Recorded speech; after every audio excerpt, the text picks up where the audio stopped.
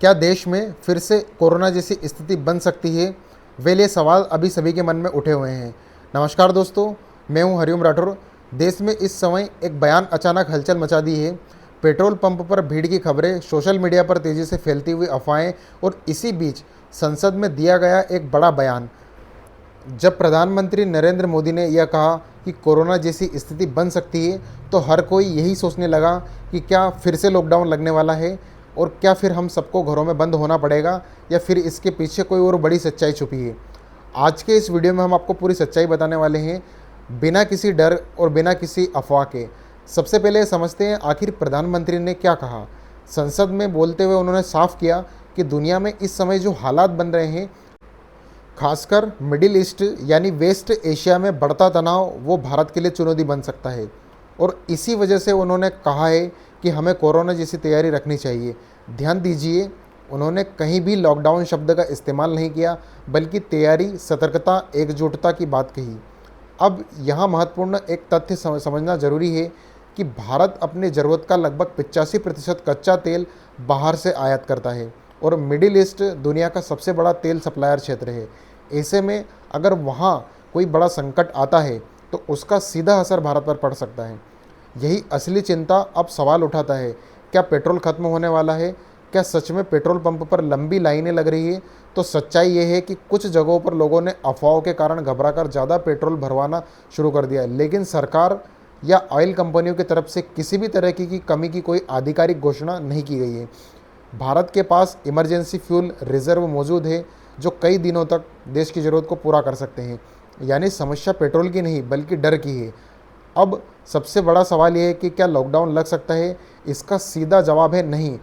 अभी तक सरकार की तरफ से ऐसा कोई संकेत नहीं है। लॉकडाउन केवल तब लगाया जाता है जब कोई स्वास्थ्य आपातकाल होता है, जैसे कोविड-19 डिजीज़ उस समय हुआ था। लेकिन अभी स्थिति पूरी तरह अलग है। यह एक आर्थिक अंतर्राष्ट्रीय संकट है, न कि कोई महामारी। हालांकि अगर हालात बिगड़ते हैं तो इसका असर ज़रूर पड़ सकता है। जैसे पेट्रोल डीजल महंगा हो सकता है, ट्रांसपोर्ट महंगा हो सकता है और सप्लाई चेन बाधित हो सकती है और रोज़मर्रा की चीज़ों की कीमतें बढ़ सकती है, क्योंकि भारत में महंगाई एक बड़ा हिस्सा फ्यूल प्राइसेस से जुड़ा होता है। वर्तमान में जिस तरह की सिचुएशन अभी बनी हुई है, इस सिचुएशन में अगर ईरान, यूएस और इजराइल का जो वॉर है, ये अगर नहीं रुकता है तो विश्व को इसकी बहुत बड़ी कीमत चुकानी पड़ सकती है। चूँकि इसलिए ही सिर्फ जो है इस युद्ध का रुकना जो है वो बहुत इम्पोर्टेंट हो जाता है। प्रधानमंत्री मोदी ने इसी को केंद्र में रख करके कहीं ना कहीं जो स्ट्रेट ऑफ हॉर्मुज से जो सप्लाई चेन बाधित होती है, उसी के बारे में जिक्र किया है और उसी का प्रभाव भारत पर पड़ सकता है।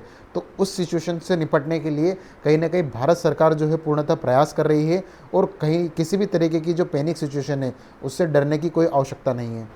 निश्चित रूप से जब इस प्रकार की वॉर की सिचुएशन बनी होती है, उस वॉर की सिचुएशन में जब शेयर मार्केट धड़ाम से नीचे गिरता है और कहीं ना कहीं हर चीज़ों पर इसका प्रभाव दिखने लगता है, सीधा सा असर इसका जो है दिखने लगता है। और इसका एक बड़ा असर जो है वो इंडिया के अंदर भी देखने को मिल रहा है।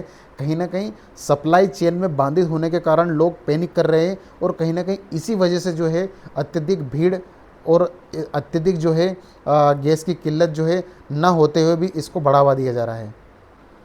साथियों, अभी हाल ही में अमेरिका ने अपनी 15 सूत्री मांगें जो है वो ईरान के समक्ष रखी है और ईरान ने भी अपनी जो 7 सूत्री मांगें हैं वो अमेरिका के समक्ष रखी है। अब देखना ये होगा कि क्या अमेरिका वास्तव में इस युद्ध को रोकना चाहता है।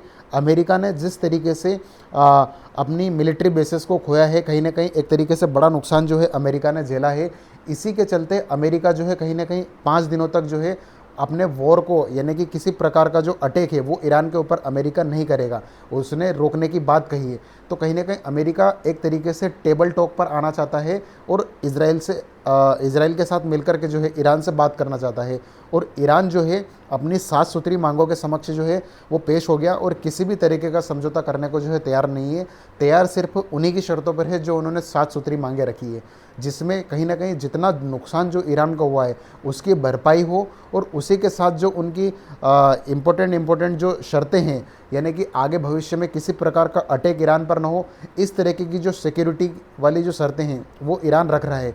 अब देखना ये होगा कि आने वाले समय में क्या अमेरिका इन शर्तों को मानता है या फिर ईरान जो है अमेरिका की शर्तों को मानता है।